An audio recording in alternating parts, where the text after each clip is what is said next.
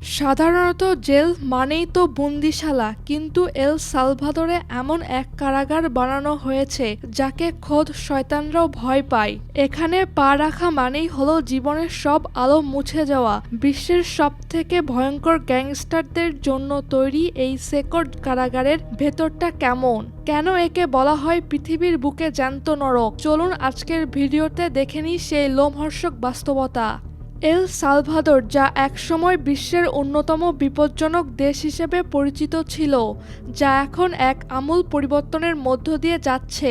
রাষ্ট্রপতি নায়েব বুকেলে 2019 সালে ক্ষমতায় আসার পর দেশটির কুখ্যাত গ্যাং বা মারাদের জন্য এক সর্বাত্মক যুদ্ধ ঘোষণা করেন। এই যুদ্ধের অংশ হিসেবে নির্মিত হয়েছে আমেরিকার বৃহত্তম কারাগার সেকট। এই বিশেষ কারাগারে প্রায় 40,000 বন্দীকে রাখার সক্ষমতা রয়েছে, যেখানে বর্তমানে হাজার হাজার গ্যাং সদস্যকে অত্যন্ত কঠোর নিরাপত্তার মধ্যে রাখা হয়েছে।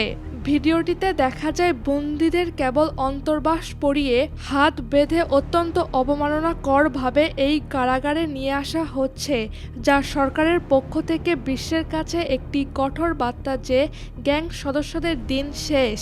সেকট কারাগারের নিরাপত্তা ব্যবস্থা অবিশ্বাস্য রকমের উন্নত। এখানে 11 মিটার উঁচু দেয়াল, 1500 ভোল্টের বৈদ্যুতিক কাঁটাতারের বেড়া এবং 19টি ওয়াচ টাওয়ার রয়েছে। কারাগারের ভেতরে মোবাইল নেটওয়ার্ক জ্যাম করে রাখা হয়, যাতে বন্দীরা বাইরে কোনো খুনের আদেশ দিতে না পারে। বন্দীদের কোনো ম্যাট্রেস বা কম্বল দেওয়া হয় না, এমনকি পরিবারের সদস্যদের সাথে দেখাও করতে দেওয়া হয় না।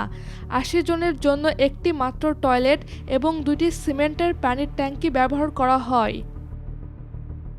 সরকারের এই অভিযান কেবল কারাগারের ভেতরে সীমাবদ্ধ নয়, তারা বাহিরেও গ্যাংদের অস্তিত্ব মুছে ফেলতে মরিয়া। এমনকি কবরস্থান থেকেও গ্যাং সদস্যদের স্মৃতিস্তম্ভ বা চিহ্নগুলো বুলডোজার দিয়ে গুঁড়িয়ে দেওয়া হচ্ছে, যাতে তাদের কোনো শহীদ হিসেবে দেখা না হয়।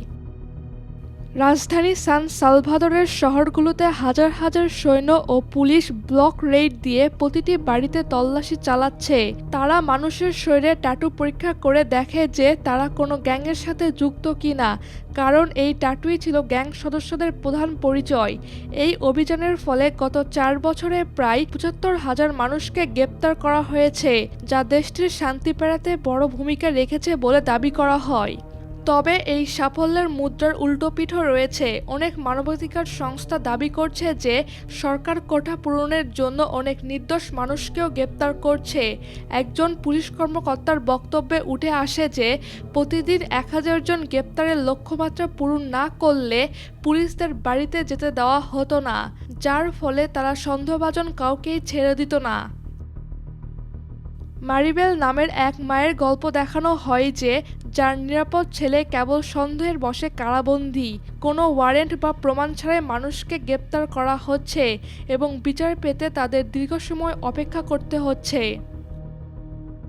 সবশেষে রাষ্ট্রপতি বুকেলে এল সালভাদরে এই নতুন নিরাপদ ইমেজ বিশ্বের কাছে তুলে ধরতে মিস ইউনিভার্স প্রতিযোগিতার মতো জাঁকজমকপূর্ণ অনুষ্ঠানের আয়োজন করেন।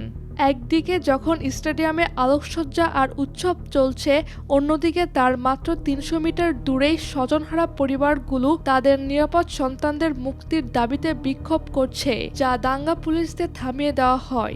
এল সালভাদর আজ নিরাপদ, এটা সত্য, কিন্তু সে নিরাপত্তার মূল্য কে কিভাবে দিচ্ছে সেটাই সবচেয়ে বড় প্রশ্ন।